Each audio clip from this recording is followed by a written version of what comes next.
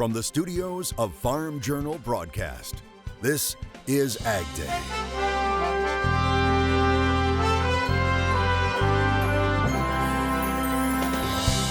Coming up on AgDay, keeping cool, how scientists are using something from nature to prevent this summertime treat from melting. Meteorologists raise warning flags about the potential for more spring flooding. And if we were to experience a wet spring or major spring storms in any of those basins or all of them, that could lead to historic flooding. As producers face a deadline when it comes to important safety net programs, we arm you with information about the options. Good morning, I'm Clint Griffiths. The National Weather Service is warning there's a high risk of flooding again this spring, with the ground already saturated in several states. Among the areas of concern right now, North Dakota, Nebraska, Arkansas, and Mississippi. And spring is still 4 weeks away. Entire homes gone in seconds, taken by a massive landslide in Tennessee after relentless storms soaked the South. In neighboring Mississippi, it's a state of emergency. It has been a long weekend for Mississippi as floodwaters have continued to rise at the Pearl River and around central Mississippi. Historic and unprecedented floods are swallowing neighborhoods. It will be hundreds of homes, and it will very likely approach 1,000 totally. The Pearl River at Jackson crested over President's Day weekend at the highest level since May of 1983, the third highest level on record. We've also seen flooding elsewhere in the state comparable with what we saw back in the early 80s or late 70s. With more rain expected. We as a state are not in the clear yet. We do anticipate more heavy rainfall for this region. We are less than 2 months into 2020 and we're already seeing wetness and flooding on par with what we experienced early in 2019. Looking at the latest root zone moisture map and comparing it to a year ago, the trend is obvious. The areas of greatest concern would be the Red River Valley of the north, the upper Mississippi Valley, and then parts of the Missouri Valley, 3 separate basins. And so all 3 of those basins have historic wetness for this point in the season. And if we were to experience a wet spring or major spring storms in any of those basins or all of them, that could lead to historic flooding. Regardless of how much precipitation continues to fall, the soil is already saturated. Looking at National Weather Service soil moisture data, we're seeing 99th percentile wetness in a couple of areas, one stretching from eastern Montana to Michigan, and the second area across that flooded area of the interior southeast. Rippey says the latest report shows that half of North Dakota's corn and roughly a third of its sunflowers are still out in the field. Those crops have to be harvested before new crops can go in. And it could be for the second year in a row we face extensive planting delays and other agricultural issues. Challenges that have already started in the South as farm country hopes things dry out in time for planting season.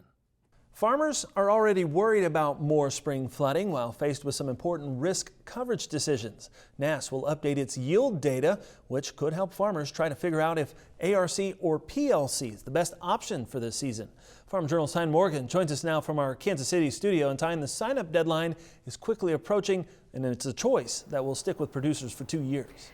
Yeah, that's right, Clinton. Should a producer choose PLC or ARC? A difficult decision and one that will stick with the producer for 2 years. That deadline to sign up now just over 3 weeks away of March 15th. And economists and tax experts are currently weighing which will be the best option for producers, ARC or PLC. And many say this year it's pretty much a wash. But if a producer had prevent plant acres last year and now with wet weather possibly facing more prevent plant in 2020, experts say the option is more clear cut. I do think for those that are 100% prevent plant in 2019, they need to look at ARC individual coverage. So that was an option in the 2014 Farm Bill. We didn't see hardly anyone take advantage of it, but a zero yield, since it's now your farm yields that matter, could certainly make ARC individual coverage look like a good alternative. So I would stress, if any producer had 100% prevent plant, important, 100%, not 15 or 50. If it's 100%, go over with your crop insurance agent the possibility of ARC individual coverage, because in most of the sheets that I've looked at, it pencils out. Now, Wiesmeyer told me the best tool he's seen for farmers to weigh their options between PLC and ARC is on Texas A&M's website. You simply plug in some numbers and it will give you calculations, and he says those are the most accurate calculations that he's seen. And it's still raining across a wide area from eastern Texas to South Carolina. Meteorologist Cindy Clausen has the latest. Yeah, Clinton, we are still dealing with this problem, rainfall, flooding in many parts of the southeastern United States. Take a look because it's been very wet. You can see the past 24 hours on our estimate from our model, and we have been seeing a good inch of rain, even up 2 inches of rain. Again, just an estimate. Eastern Texas all the way into especially parts of Mississippi. Now, the next 24 hours is going to push that even further to the east. So we're going to see that moving through Alabama, Georgia, and even especially in the eastern parts of the Carolinas. So this is going to be an ongoing issue for the southeast. Now, we do get a break for a couple of days. That's at least some positive news, but more rain as we get into the latter part of the weekend. Let's switch gears now. We have something really cool to show you. Check out this video from Andy Zesson of Madison, Nebraska. Andy calling this a combine selfie. That's a really neat view of things. I love that. Thank you so much for sharing. Coming up, we're going to take a look at your national forecast. Clinton? Reports are now comparing the gigantic swarms of locusts in Africa to a crisis people haven't seen since biblical times. The insects devouring some fields in Kenya in a matter of 30 seconds. Now take a look at this site. The United Nations now issuing warnings as armies of locusts are moving across East Africa and are now near the Chinese border. The tornado of locusts described as the worst plague in decades, as it's already ravaging millions of acres and destroying food supplies across Kenya, Somalia, and Ethiopia. Some swarms are now up to 40 miles wide, and the UN warns that the numbers could get 500 times bigger by June. Officials worry the infestation could create a massive famine for people already living in a food insecure situation. The U.S. now pledging help. The United States is providing $8 million in additional funding to support regional locust control operations in Ethiopia, Kenya, and Somalia. The United Nations has said $7 million is needed immediately to help support the aerial spraying of pesticides that experts call the only effective control. Wine prices are expected to drop to their lowest levels in 5 years. The reasons? Too many California grapes and low demand. This is according to the newly released State of the Wine Industry from Silicon Valley Bank. Experts say if there's not enough demand to support increased production, the surplus grapes go to waste. Still have crop in the bin? When are you thinking of selling it? We look at the situation right now, coming up in analysis, plus why Burger King is showing off a moldy old Whopper. Next.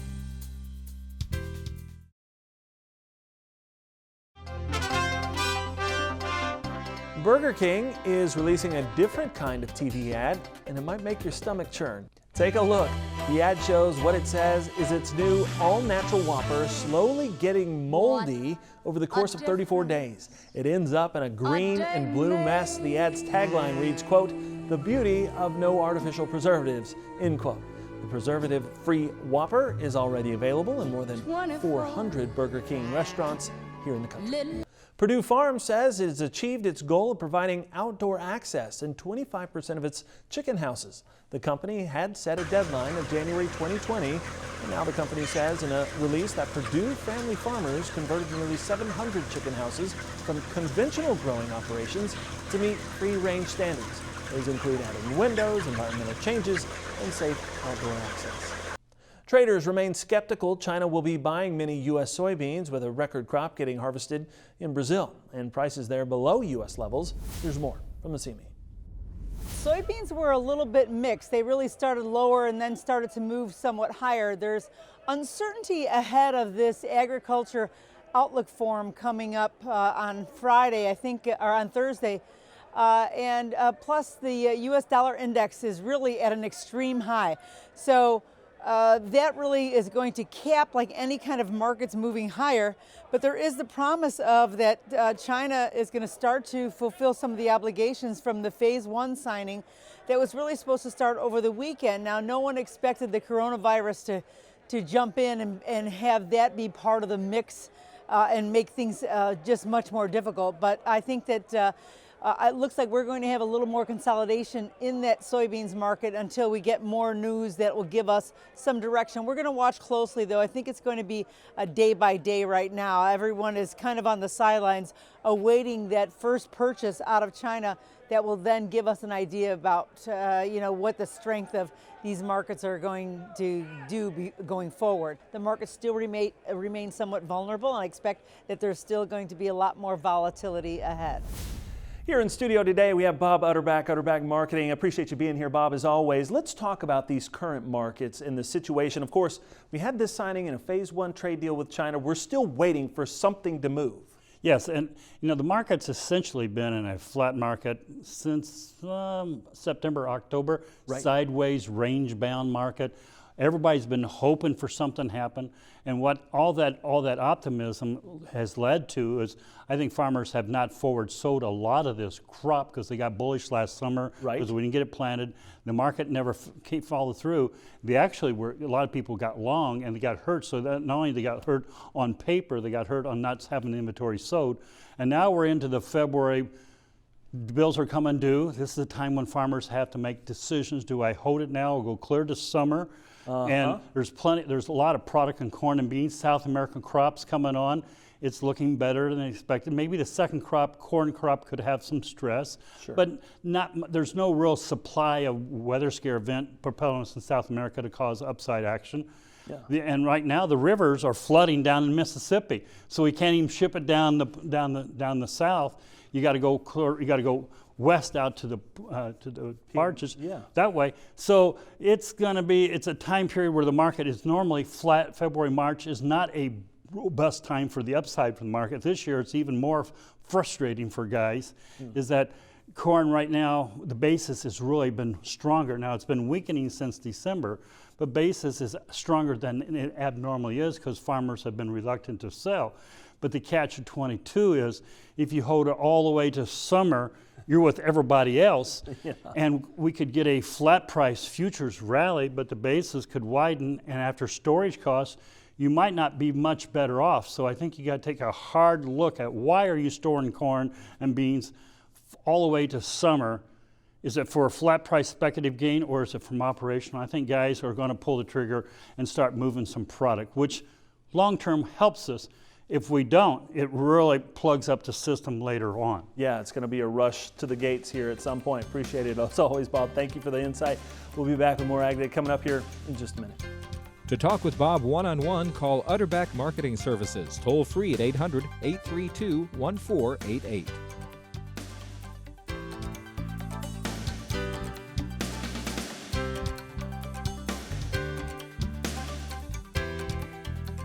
Join Andrew McCrae for Farming the Countryside, a farmer-focused podcast all about production agriculture.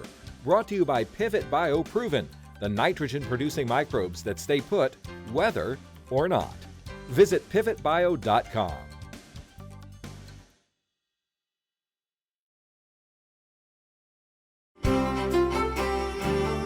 Meteorologist Cindy Clausen joining us to look at our national map. And Cindy, here we are again, another system moving across the southeast. Yeah, and you know what? We're not just dealing with rain. We could be seeing some snow in spots as well. And that's going to be interesting as you get into, especially over towards the mid-Atlantic. Let's take a look. The main area of focus over today and into tomorrow as well is going to be this low pressure system currently over the sort of western and central Gulf Coast states. That's going to move to the east, and watch what happens as we get into later today. We see an area of snow on the north side of this, so that could be affecting parts of Tennessee and the Carolinas as that moves offshore as we get into tonight and overnight. So the good news, high pressure starts to settle in. So on the backside, we start to see some drying, but we'll continue to see some rain into the early part of Friday, especially down in Florida. But look at this. Won't this be nice to actually get a couple of days of some drier weather? High pressure dominating the weather across the country. And in fact, this is about the quietest we've seen nationwide weather-wise as we get into tomorrow, because it's fairly quiet all across the country. Moving through the day on Friday, again, the rain just continues to pull away from the southeast. Other than Florida, you might have to deal with some rain even later in the day, especially on the East Coast. But again, look at how quiet it will be for most of the day on Friday for much of the country. Wow. All right, let's take a look at our precipitation estimate, and most of that again is in the southeast. So you add the next 24 hours on and you see how that low moves over towards the Atlantic. And we do have a little bit of cooler weather and some snow in parts of the Central Plains, but a lot of the rest of the country on the dry side. As far as that snow, you can see over the past 24 hours there have been some areas 2 to 4 inches, and even over 4, between 4 and 8 inches is our estimate in parts of Colorado, but not a lot of snow until you get into the southeast, and our model shows where you have that little pink area, that's between 2 and 4 inches in parts of North Carolina. So that's something that we'll have to watch. Again, this is just one model, but obviously a wintry change for some parts of Carolinas. All right, now as we look at those temperatures, we're still on the cool side in the north central United States, but we're going to see warmer air coming in from the west. So 11 in Minneapolis there, but as we get into tomorrow, we'll see those temperatures warming up. Overnight, temperatures down into the teens for a lot of the Great Lakes there, and we see teens even into parts of the northern plains. But watch as we get into tomorrow. And those temperatures really warm up for the Northeast as we're back up to 32 in Minneapolis, 33 in Chicago there. Now here's the jet stream. So there's the trough moving through the Northeast. So we start to have that warmer air coming in. As we get into next week, we start to see another trough moving across the country, and especially towards the middle and latter part of the next week, our model is now showing some much colder air coming all the way down into the Southeast. That's going to be another system that we'll really have to keep an eye on. That's a look at your national forecast. Now let's check out the weather where you live. Diamondville, Wyoming, sunny and cold for you today with a high of 17 degrees, and about the same as you head over to Pearl City, Illinois, sunny and cold, high of 16 degrees, and in Sapphire, North Carolina, look for snow showers and a high of 33. Demand for beef and pork was up last year. We have a closer look at what the numbers say, plus what could save cattle producers some money this year. That's next in our Drovers Report.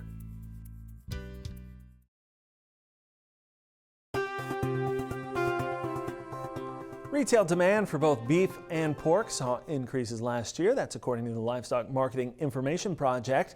It reports the fresh beef demand index rose 2.3%. That's the highest level since 2015. Now, beef consumption grew 1.3%. Beef prices also increasing by 2.3%. For pork, the demand index saw a 10% increase over 2018, and pork production increased 5%. And retail pork prices, they increased by 2.6%. So what's behind the numbers? Largely consumers' per capita income was up 4% last year. So we have a good economy with consumers have jobs. Retail demand is strong for all products, and beef and pork is taking advantage of that. This year, economists believe beef supplies will tighten on lower available cattle supplies. Pork production is expected to increase nearly 4%. Some good news for cattle producers. Cattle Facts is forecasting cheaper feed due to lower corn prices. Cattle Facts releasing the information in its 2020 industry outlook, reporting spot corn futures will trade from $3.50 to $4 per bushel on a monthly average basis in 2020, unless weather becomes a concern. With the U.S.-China trade deal bringing an expected increase in agricultural exports, Cattle Facts says additional market upside is possible. Right now we would have annual averages looking at spot corn trading at $3.65, and that's about 20 cents a bushel lower than it was a year ago. Also in its forecast, Cattle Facts says consumer sentiment is the strongest it's been in 20 years. Now it claims that beef continues to command a premium to pork and chicken in the retail meat case. All right, coming up, keeping the ice in ice cream, how scientists are stopping the melt. Next.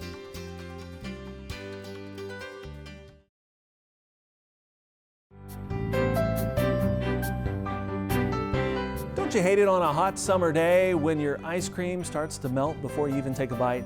Well, leave it to scientists to find a way to help ice cream stay frozen longer. Scientists with the Agricultural Research Service have come up with a new natural solution to keep ice cream from melting too fast. The solution is freeze-dried strawberry powder. Researchers tried powder from several different berries to act as a stabilizer in making ice cream. They determined strawberry powder worked best, and they say the powder works so well the frozen dessert will keep its shape even after melting to room temperature. They believe it's due to the fiber in the berry powder becoming completely hydrated, which contributes to an increase in viscosity and resistance to melting. Now, the powder could be used to complement other products now being used, but ice cream makers would need to account for the added berry flavor. And there you have it. That's all the time we have this morning. We're sure glad you tuned in. From all of us here at AgDay, I'm Clinton Griffiths. Have a great day.